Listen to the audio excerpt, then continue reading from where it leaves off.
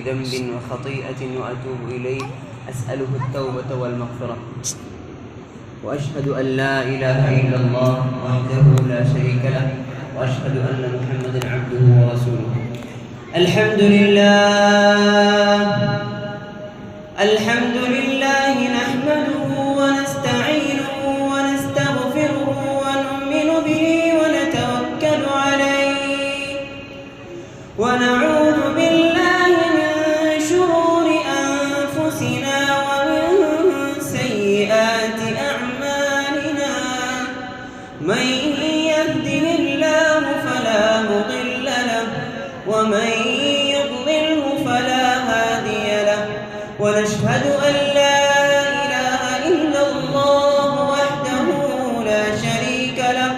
ونشهد أن سيدنا ونبينا ومولانا محمدا عبده ورسوله أرسله بالهدى ودين الحق ليظهره على الدين كله ولو كره المشركون. فصلى الله تعالى على خير خلقه سيدنا محمد وعلى آله وصحبه وبارك وسلم تسليما كثيرا كثيرا. أما بعد فأعوذ بالله من الشيطان الرجيم. بسم الله الرحمن الرحيم.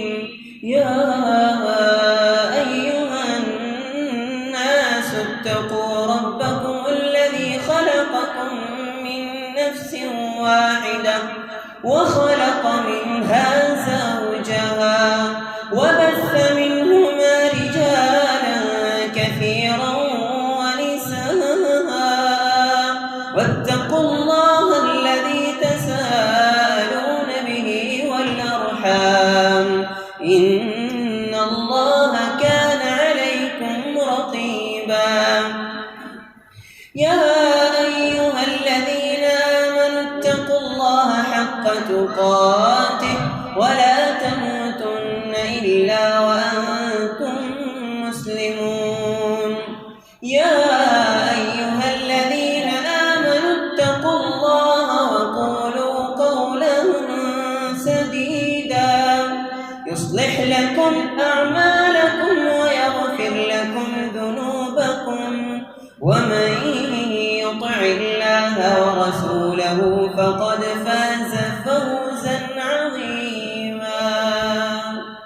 ألا وإن الله تبارك وتعالى أمر بالنكاح وندب إليه ووعد عليه فقال عز من قائل وأنكحوا الأيام منكم والصالحين من عبادكم وإمائكم إن يكونوا فقراء يغنهم الله من فضله والله واسع عليم.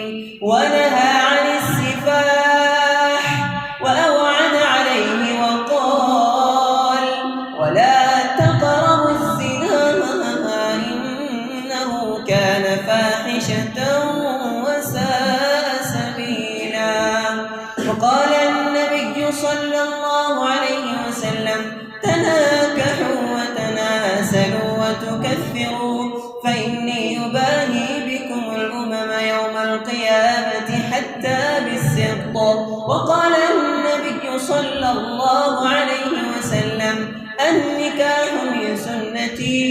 وقال ومن رغب عن سنتي فليس مني.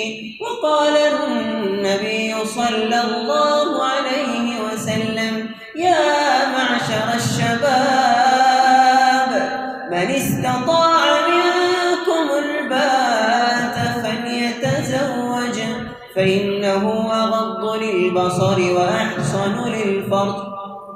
فمن لم يستطع فعليه بالصوم فإنه له وجاء. وقال النبي صلى الله عليه وسلم من تزوج فقد استكمل نصف الإيمان فليتق الله في النصف الباقي. وأقول قولي وأستغفر الله لي ولكم ولسائر المسلمين أجمعين فاستغفروه إنه